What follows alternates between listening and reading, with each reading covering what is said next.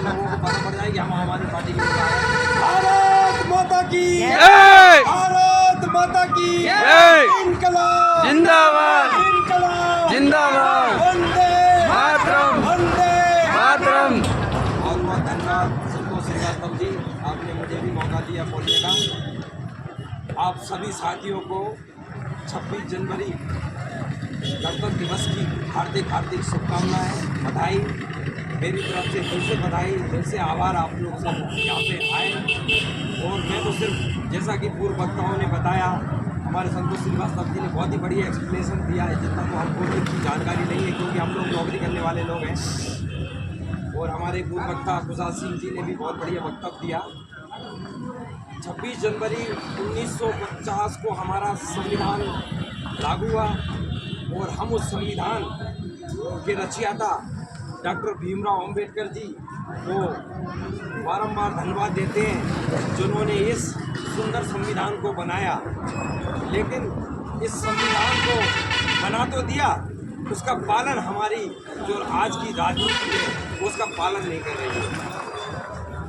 जब वो पालन नहीं कर पाए तो हमें एक चुनौती मिली, आम आदमी पार्टी को चुनौती मिली, अरविंद केजरीवाल जी को चुनौती मिली, क्योंकि इन्होंने संविधान का पालन नहीं किया। अगर ये संविधान का पालन करते तो हम लोग राजनीति में नहीं आते।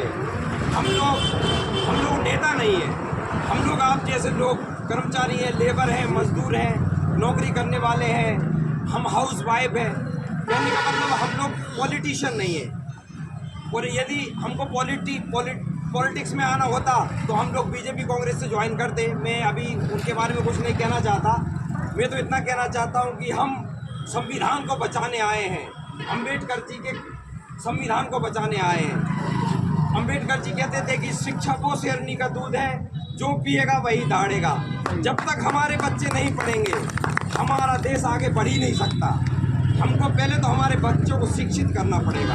अगर हम ये कहें कि हम बगैर शिक्षा दिए हुए हम देश को महान बना दें तो ये तो पॉसिबल नहीं है।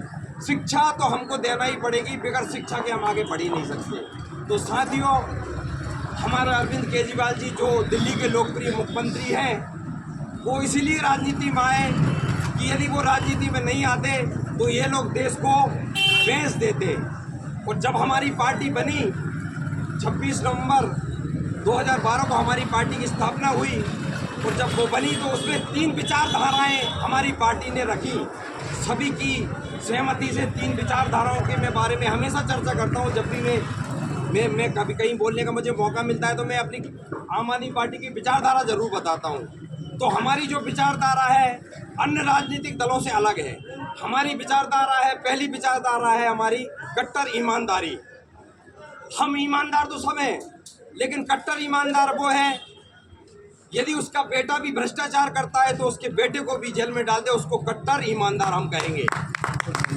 और हमारी दूसरी जो विचारधारा है वो दूसरी विचारधारा है कट्टर देशभक्ति। हमको पता है कि हम देशभक्त सब हैं, सब देशभक्त हैं, लेकिन कट्टर देशभक्त वो है जब देश की बात आए तो अपने खून का एक एक कतरा निछावर कर दे, उसको हम कट्टर देशभक्त की श्रेणी में करते हैं। और हमारी तीसरी विचारधारा है साथियों, तीसरी विचारधारा है इंसानियत। इंसान से इंसान का हो भाईचारा, यही पैगाम हमारा। हमारे लिए हिंदू, मुस्लिम, सिख, ईसाई, दलित, किसी भी वर्ग का हो, किसी भी धर्म का हो, किसी भी जाति का हो, हम सब हमारे लिए बराबर हैं। यदि हमारी सरकार बनेगी मध्य प्रदेश में और हम स्कूल बनाएंगे तो उसमें बीजेपी का भी बच्चा पढ़ाई करने जाएगा, कांग्रेस का भी बच्चा पढ़ाई करेगा और हमारे मजदूर का भी बच्चा उसी में पढ़ाई करेगा और हमारे कलेक्टर का भी बच्चा उसी में पढ़ाई करेगा। बहुत बढ़िया। हम स्कूलों का स्तर उनका कर देंगे कि इन्होंने कभी सपने में भी नहीं सोचा था। हमें ऐसी शिक्षा को ले जाना चाहते हैं साथियों।